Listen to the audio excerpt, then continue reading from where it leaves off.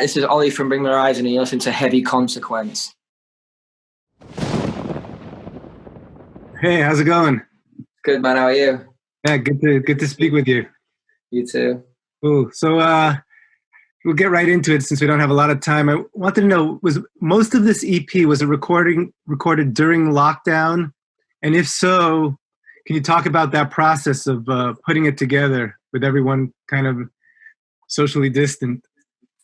Yeah, it was definitely a first for us. Apart from Ludens, the whole record was written and recorded, mixed and mastered, and everything completely in isolation and remotely, with each person doing their own thing in their own house. Something that very much at the start we didn't think was going to be a possibility. When we started writing over the computer, we were just like, we'll just do some demos and some general ideas. But then when we get back together in a room, we can really flesh them out and do it. And obviously, as the reality started to become, no one's leaving the houses for a good few months. As we were doing it, we just started getting used to it. We found this really great application called Audio Movers where we could share our, Pro Tools sessions and stuff like that. And basically, it's like you're in the room with the other person when they're playing back. And I've got my vocal booth here, and we learn, recording directly over onto the. So, we got all these tools in place where, apart from the fact that we weren't in the same room, there wasn't that much difference. And there was also a lot of, pros to the situation where we could unplug whenever we wanted. We weren't all, in each other and sat in the same room. So when you want to take a break, you couldn't really, because you're still with each other. You have your own, you have your own volume levels. You can, they were just, so we got comfortable with it really quickly, actually. And we're like, what could be more symbolic of this record if we do it in isolation and if we do it remotely? Because this whole record is about, this year. It's about being quarantined. It's about lockdown. It's about, a pandemic. It's about infections and oppression and all this shit. Like, what could be more like, when we look back in 10 years or whatever at this record, what could be more like, what could say more about it than the fact that we had to write it when we couldn't even be together in the same room. So that started to become an exciting prospect for us, as morbid as that sounds. Yeah. I want to talk about a few of the songs. I feel like Dear Diary is maybe the heaviest Bring Me the Horizon song since Sempiternal, maybe. Can you talk about just returning to that level of heaviness, that decision to do that, and just about that song itself? Yeah, so the whole vibe of the record was like, it was good. We knew it was going to be heavier than Ammo, and it felt true to the theme and the lyrics of the record. It's very much a pissed off album. It's very much a scared album, a paranoid album. It's trying to embody all those emotions that have been prevalent to us this year. And the idea for Dear Diary came as almost like I wanted to write like a precursor to Parasite Eve. Obviously, Parasite Eve is the name of a survival horror game, so it was like the song actually was going to be called Survival Horror, and so we named it the record. And it was like we knew we were going to be heavy again, but I was like, as long as we can do heavy in a different way. So like, I don't mind if it sounds like things off of Sempiternal or even Suicide Season or whatever, but it has to have something that makes it new, makes it fresh. And one of those things was obviously like the pop sensibilities that we just like learn and, learn how to write a real good hook and stuff like that over the few years. We knew that would be in there, so it would feel different, but the whole ethos of the record is meant to be, it's like cyberpunk thrash metal. Like it's heavy, but it has this futuristic dystopian almost energy about it that, kind of illustrates these weird, dark dystopian times that we're in. So it was like, all right, the first record needs to be the epitome of like cyber thrash, so it was like, what would Slayer sound like if they were in, gone through the Matrix or something like that? So it was just like almost writing the fastest, silliest, hardest song. Obviously, the song is about someone in isolation. The song's meant to kind of represent like how we all started to feel a little brain dead and a little bit like we're losing our fucking minds through the eyes of like we're turning into zombies.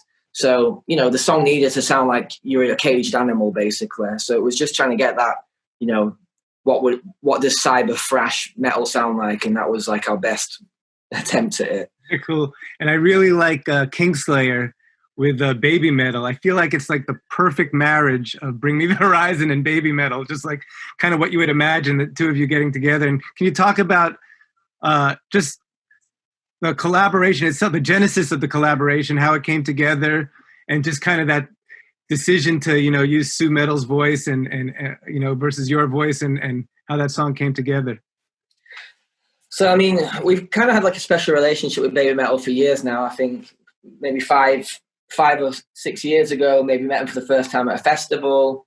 And, I got the feeling that like this was a very new world to them where they were, do you know what I mean? And they were kind of like shy and nervous, but excited. And, I think our band, we saw them a lot more, and I always just wanted to make sure that they felt a little more welcome when they were at these kind of very male energy dominated festivals and stuff.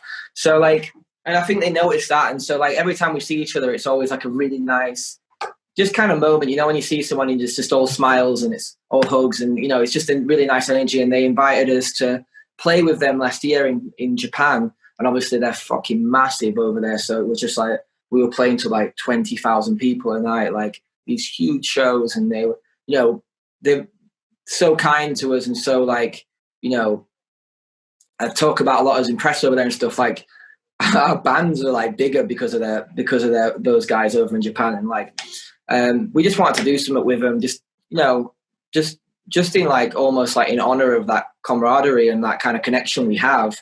And, as we started doing it, it became really exciting because I think having them involved elevated that song to a point where we're like, right. Cause at first it was like, it had this prodigy kind of meets Slipknot vibe. And I think having those guys on at the chorus and making it like it's crazy. That song's so heavy, right? But every single, like my wife, a sister, like all like girls just love it. I think because it doesn't, and even though it goes heavier than anything we've done for so long, like it doesn't seem to matter, because as soon as those vocals come in the chorus, everyone's like, yeah. And I could feel that when we did it. So my vocals ended up actually going way, way heavier because it just gave it a new fresh edge. Whereas if they went on there, I think maybe that song would have sounded a little bit too throwback for my liking. But I think just having those guys on it and making it sound like, it sounds like the theme tune to an anime or something like that. It just gives it like a whole different dimension that was another perfect angle to like add to this kind of dystopian cyber sound that we were going for with this record. Yeah, and on the opposite end of the spectrum is a song you did with Amy Lee, and I'm going to try to get the title right. One day the only butterflies left will be in your chest as you march to your death.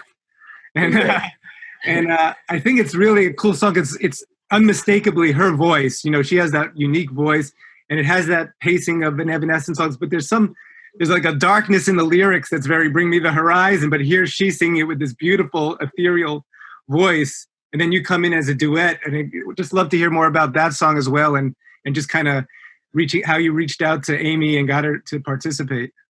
Yeah, so the actual initial reason, or like kind of bridge for us doing this together, is kind of funny. Like on one of our songs on the last record, Ammo, we took a little bit too much inspiration from one of their songs, which ended up in some legal trouble. But when the managers were talking to our managers and we were sorting everything out, he said, "Oh, but by the way, Amy's a fan of the band and, just wants to let the band know that if they ever want to work together, she would be down." So we always knew that were on the cards from there.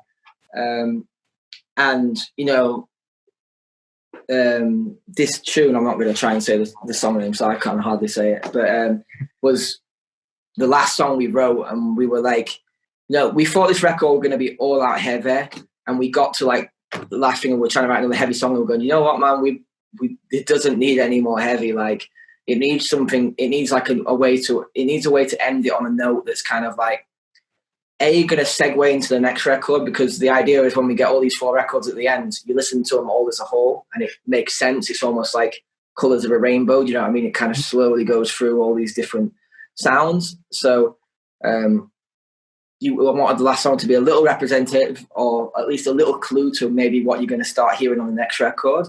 And the whole idea for the song is, if you don't listen too much to it, it just sounds like maybe a man and a woman in an abusive relationship, and kind of a love ballad. But the real message is kind of about mankind and the abusive relationship it has towards the earth. So Amy kind of takes the role of Mother Earth, where I kind of take the role of mankind. And I kind of, when I hit her up, I just, I said, "Oh, the idea is kind of dark," and it's kind of, and she just said, "Oh, I absolutely love the message." And like she said, the album they're writing at the moment is kind of on a similar path, and she just thought it was perfect. So she was super down for it, and she was very collaborative as well. Like I pushed her to do some stuff with her voice that at first she wasn't into, and then she did exactly the same for me. Like I did a take of which I showed her, and then I redid it all and completely changed the melody and stuff. And she was like, it will kill me if I don't tell you this, but like you've got to keep that first take you did. And like it was so special, and I couldn't see it. So it was a really nice, for someone who was like grew up like when I was 14, like looking at Evanescence as one of like the biggest groups in the world, and it was just so weird being sat on the phone with her and just collaborating on this track, and it really became something that I wasn't expecting to be on this record, but I think super special. Cool, yeah. I've interviewed her a few times, and for as big as they are, she's so down to earth and really. Yeah, totally. Yeah, and you've announced these UK shows for September 2021, and we're seeing a spike in England in COVID. We're seeing a spike in America in COVID in recent days. Personally, do you feel like there needs to be a vaccine for the concert industry to get going again, or do you think there are other solutions? Like if there's like no vaccine in sight, is there kind of another solution to get shows started again, whether it's testing concert goers or PPE or anything, or do you think there just really needs to be a vaccine? I mean, this is probably not what I should say because I want people to come to our shows, but I think, until there is a vaccine or, we get herd immunity or whatever, like shows aren't going to happen. You know what I mean? What could be a worse spreader than a fucking metal concert? Like it's literally the epitome of a super spreader. It's like get loads of people in a room together, all brushed up against each other, all sweating on each other, all pushing each other, all moshing. Like, I mean, for us, maybe like, maybe if we did like an acoustic, or for people where it's more like you can sit in a car or whatever, that's fine. But for a Bring the Horizon gig, you need that intensity, you need that intimacy, you need like, so like, I mean, I'm confident, we were going to book shows for April and it was just like, there's no fucking way. There's no way. But I think, I mean, if we haven't got a vaccine or something being sorted out by next September, then it's just fucking, everything about the world will be changed anyway. So we'll be having to look at like what the whole idea of a concert will have changed by then, if that's the way the world still is. But I'm hopeful. I think this year's been bad enough. I think next year's got it's got to get better. Yeah, and you yourself have been public with some mental health struggles in the past, and this is a tough time for everyone right now. Is it, from a personal standpoint, how have you been like holding up during the pandemic? Has it been particularly rough, or are you finding things to do? There's been good and bad. If I'm honest, it's I think probably like a lot of people, like what I found is my life worked perfectly when it was going. Do you know what I mean? Like when I was touring, when we're recording, when we're doing all the stuff when my normal life does. Almost like the world worked when it was always moving, when it was always churning, when the machine was, spinning. Like, and that's kind of how my life was. When it stopped, it was like it had to readdress some things. Go, wait a minute, like these problems that I have, things, demons and whatever else, habits and stuff like that I've struggled with in the past. It's like that I'm in danger of them happening to me again because I only worked out my life to work when it's moving. So, it's definitely been like a learning experience, and it's like figuring out how to like, be okay when everything else isn't. So it's just been it has definitely been a process, but I'm just so thankful to be in a place where I'm secure, I'm safe. I have people that I love around me. I still have a livelihood. I'm getting to put out music and all that stuff, so I really can't complain. I know it's all relative, but like I think that's what we all have to do right now is just be grateful for what we have got and take this the simple pleasures of whether it's just like a new movie or or just a trip out that you're allowed to do or whatever, because as hopefully I am for next year being better, it could be worse, and it could be like we look back on 2020 and go, we don't know how good we had it. So you really do have to just be grateful if you're in a good place at all.